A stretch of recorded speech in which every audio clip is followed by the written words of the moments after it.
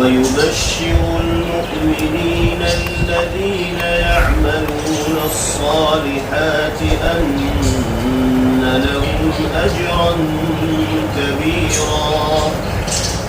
وأن الذين لا يؤمنون بالآخرة أعتدنا لهم عذابا أليما ويدعو الإنسان بالشر دعاءه بالخير وكان الإنسان عجولا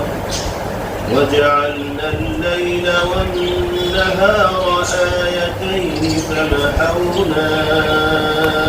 آية الليل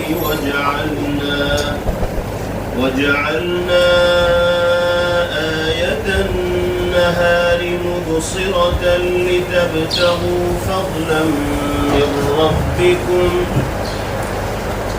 لتبتغوا فضلا من ربكم ولتعلموا عدد السنين والحساب وكل شيء فصلناه تفصيلا وكل إنسان ألزمناه طائره في عنقه ونخرج له يوم القيامة كتابا يلقاه منشورا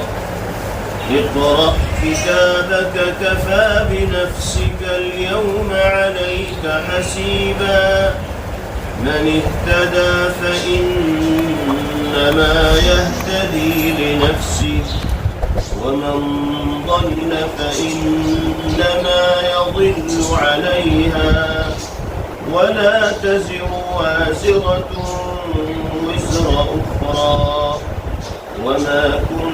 كنا معذبين حتى نبعث رسولا صدق الله مولانا العلي العظيم.